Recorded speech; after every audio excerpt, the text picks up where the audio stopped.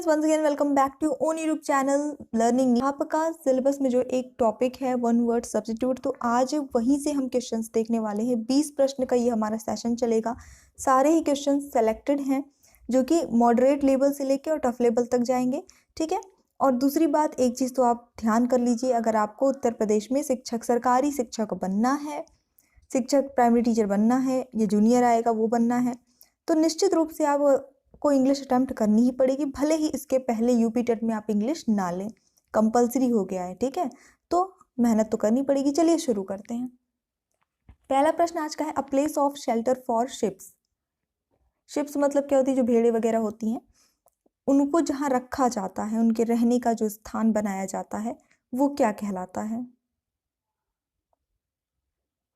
फटाफट से ऑप्शंस देखिए। Harbour, heart, hawker, heard.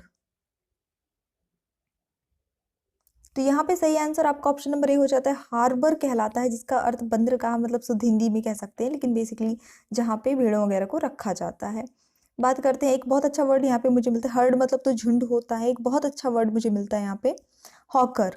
Hawker मतलब जो फेरी वाले होते हैं ना, फेरी लगा लगा के सामान बेचते हैं, उन्हें हॉकर कहा जाता है। हार्ट का मतलब होता है हिरण। कैसा हिरण? मतलब हिरणी नहीं, हिरण, मेल, ठीक है, मेल डियर। तो चलिए फिर देख लेते हैं next question. A large area of sea that is partially surrounded by land. समुद्र का एक बड़ा हिस्सा जो आंशिक रूप से लैंड से, यानी कि जमीन से, भूमि से घिरा हुआ हो। ग्रूम, गल्फ, हैन, होस्ट। अब मैं थोड़ा सा आपको हिंट कर दूं, हिंदी में जैसे आप खाड़ी बोलते हैं, खाड़ी, ठीक है, उसी को वो आपको बताना है कि इंग्लिश में क्या बोलेंगे। देखिए, आपकी वर्ड पावर भी स्ट्रांग होगी, वर्ड मीनिंग जितनी अच्छी होगी इंग्लिश में आप उतना ही ज़्यादा बेस्ट कर पाएंगे। गल्फ इसका करेक्ट आंसर हो जाता है, option number B, gulf. Groom का अर्थ क्या होता है? ग्रूम का मतलब होता है अश्वपालक, ठीक है। अब वैसे तो दूल्हा वाला ग्रूम की बात यहाँ नहीं है, अश्वपालक होता है इसका अर्थ, यानी जो घोड़े वगैरह की देखभाल करते हैं अस्तबल में, उन्हें कहा जाता है ग्रूम। एक अच्छा वर्ड हमें यहाँ पे मिला हुआ था। सो बढ़ते हैं हमारे नेक्स्ट क्वेश्चन की ओर। ओके, एक वर्ड यहाँ पे और है, पहले मैं उसका मीनिंग आपको बता दूँ, इसको याद कर लीजिए, क्योंकि होस्ट तो पता है सबको, मेजबान होता है। हेम एक अच्छा वर्ड मिल जाता है। पतवार होता है, पतवार जिससे नाव वगैरह चलाई जाती है, उसे हेम कहते हैं इंग्लिश में। एक नया वर्ड आपको और मिला।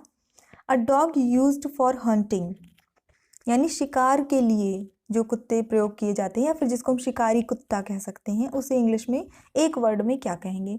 होम्योपैथ, ज्यूरोर, ज्यूरी, इनमें से कोई नहीं।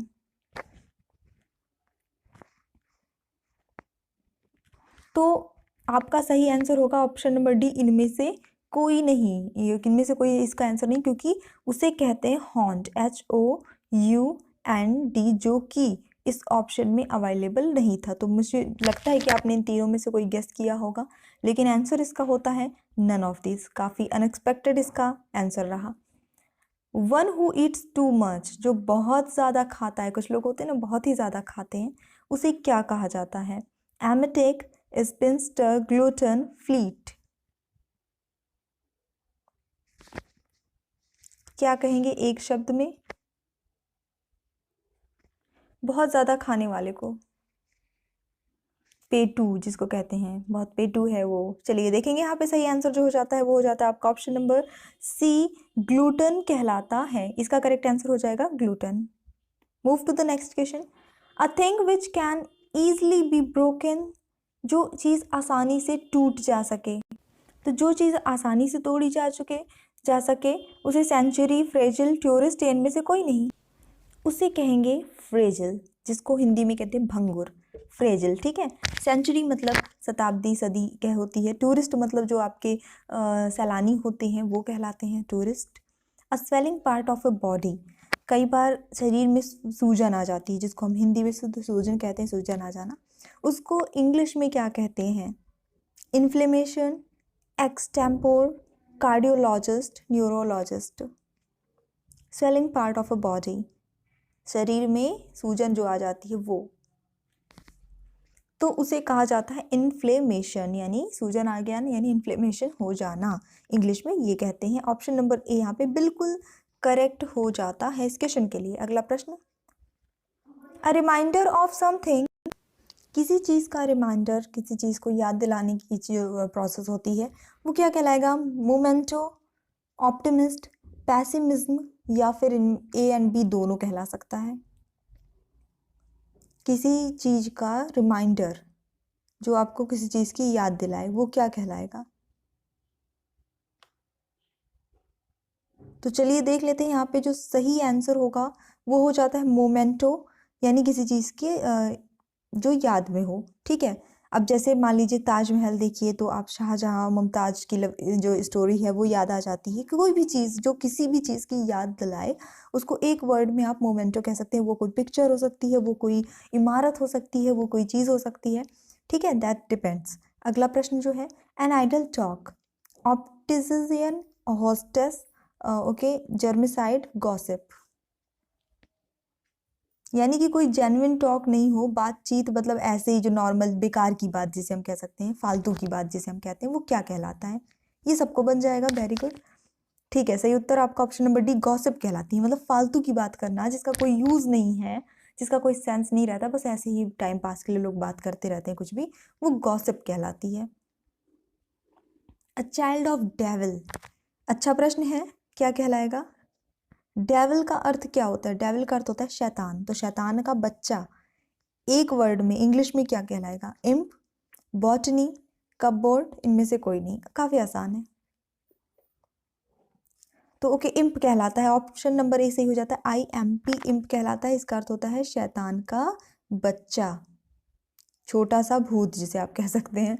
ठीक है, a written outline of a play, opera और मूवी, किसी भी कोई भी नाटक है, कोई भी पिक्चर है, ओपेरा है, कुछ भी है।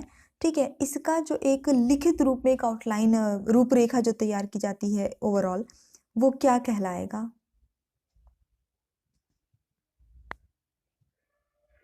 ओपेरा क्या होता है आपको पता है क्या? प्ले और मूवी तो पता है, ओपेरा एक्चुअली जिसको गीत नाट्य कहते हैं, है ना, जिसमें म्यूजिकल जो एक नाटक रहता है वो नाटक ये प्ले ही है, बट उसमें गा गा के सारी बातें होती हैं, वो ओपेरा कहलाता है।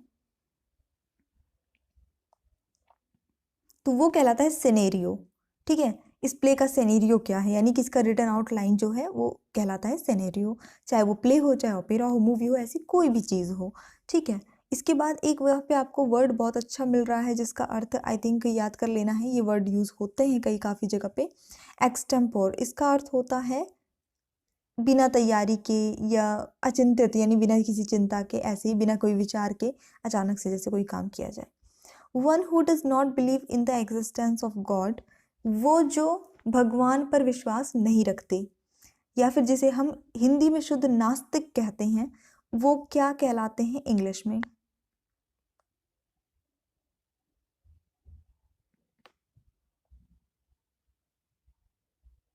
तो यहाँ पे जो सही आंसर होगा वो हो जाता है आपका सिनेरियो। तो आपने पिछले उस क्वेश्चन में देख लिया है कि क्या होता है। एंटीसेप्टिक सबको पता है, बोरो प्लस बोरोलिन लगाते होंगे, एंटीसेप्टिक क्रीम्स ही हैं वो।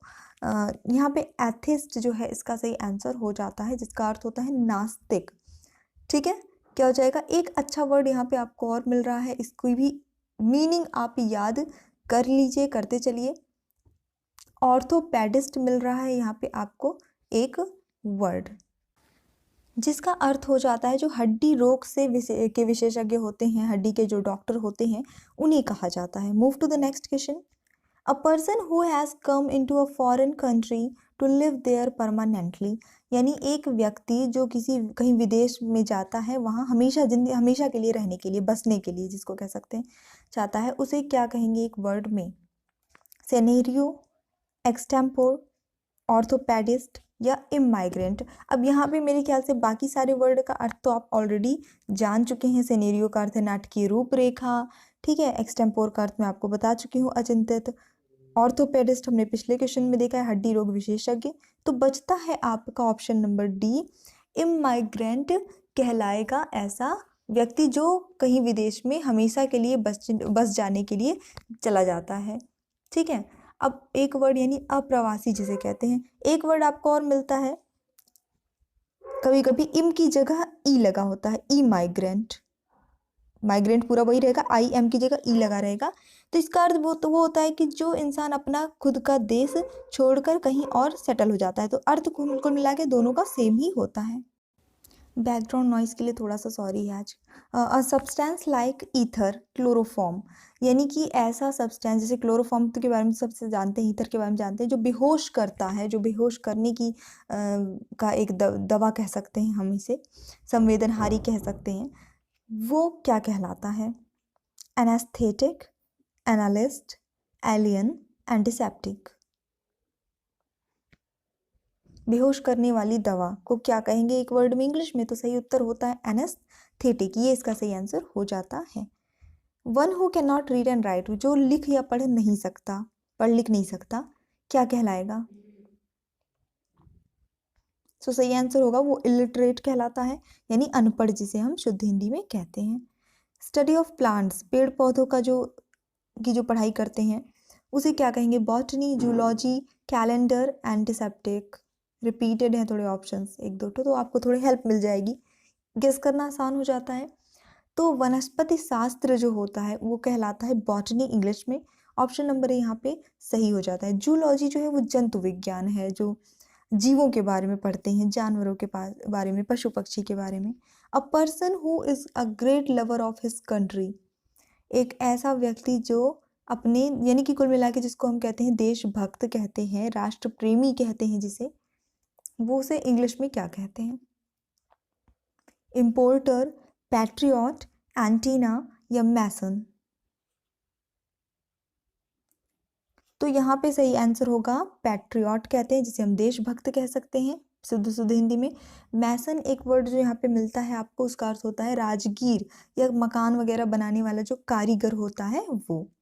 A medicine which induce vomiting, अच्छा प्रश्न है यहाँ पे, फटाफट से देख लीजिए, सारे ऑप्शंस आई थिंक गेस करने लायक हैं। देखिए, एक कभी कभी होता है कि वॉमिटिंग करना ज़रूरी रहता है, तो एक मेडिसिन यूज़ उसके लिए की जाती है, जिसको अगर आप खा लें तो आपको वॉमिटिंग हो जाएगी। ठीक है, तो ऐसी दवाई जो वॉमिटिंग करने के लिए, यानी कि उल्टी करने के लिए प्रेरित करती है, वो कहलाती है आपकी ऑप्शन नंबर बी, एमेटिक कहलाती है। एमेटिक कहलाएगी, उल्टी क्या करने की दवा, जिसको आप शुद्ध शुद्ध हिंदी में कह सकते हैं। मैसन का अर्थ और आपको मैंने ऑलरेडी बता रखा है। एम्ब्रियो का अर्थ होता है भ्रूण। क्या होता है? भ्रूण। इसके अलावा आपको यहाँ पे एक और नया वर्ड मिल जाता है, प्लीज़ उसके पहले लाइक कर दीजिएगा, एक बार छोटी सी रिक्वेस्ट है। ओमनीपोटेंट का अर्थ होता है सर्वशक्तिमान, एक अच्छा वर्ड आपको मिल जाता है। A word that is the same in sound as another but different in meaning, बहुत अच्छा प्रश्न है, क्योंकि इंग्लिश में ये कॉन्सेप्ट भी चलता है, आपका ग्रामर में भी आप ये चीज़ पढ़ते हैं। एक ऐसा वर्ड जो सुनने में तो सेम होता है, साउंड सेम करता है, लेकिन उसका अर्थ जो है वो अलग अलग होता है। जुंटा, पैट्रियट, हॉरिजन, होमोनीम, क्या कहलाता है? तो इंग्लिश में ऐसे वर्ड होमोनीम्स कहलाते हैं, ग्रामर में भी आप इसको पढ़ते हैं, यानी कि जो सुनने में तो सेम लगेंगे, प्रोनाउंस करने में, उच्चारण में सेम रहेंगे, लेकिन उनका अर्थ जो है वो अलग अलग हो जाता है। अब जैसे कि SEEC, एस, यहाँ एस लिखते नहीं बन रहा, SEAC, दोनों का को पढ़ेंगे सी, दोनों का अर्थ है अलग अलग। ठीक है, एक का अर्थ हो जाता है देखना, एक का अर्थ हो जाता है समुद्र। तो ये हो गए होमोनीम्स। ठीक है। अ person who goes for a walk, long walk in the country, जिसको हम पदयात्री कहते हैं। कुछ लोग क्या करते हैं, देश में कहीं पे भी देश यात्रा में चले जाते हैं, तो वॉक पे जाते हैं लॉन्ग, पूरे देश में अपना घूमते हैं, लेकिन अपनी कंट्री की ही बात हो रही है। हाइकर कहलाएंगे, होस्ट कहलाएंगे, ज्यूरी कहलाएंगे या फिर लार्वा कहलाएंगे? पदयात्री मैंने शुद्ध शुद्ध एक शब्द में क्या बोलते हैं बता दिया है, बस आपको उसकी इंग्लिश बतानी है। तो ऑप्शन नंबर ए सही हो जाता है, हाइकर कहलाते हैं ऐसे लोग। अ हिंदू स्पिरिचुअल टीचर, अच्छा प्रश्न है, जिसको हम हिंदू धर्म के जो टीचर होते हैं, स्पिरिचुअल टीचर, उन्हें हम शुद्ध शुद्ध कहते हैं गुरु। तो ऑप्शन नंबर ए सही हो जाता है। तो यहाँ पे हमारा जो सेशन था वो कंप्लीट हो चुका है। वीडियो पसंद आया तो प्लीज़ लाइक शेयर और सब्सक्राइब कर दीजिएगा। So thanks for watching, keep studying and bye bye.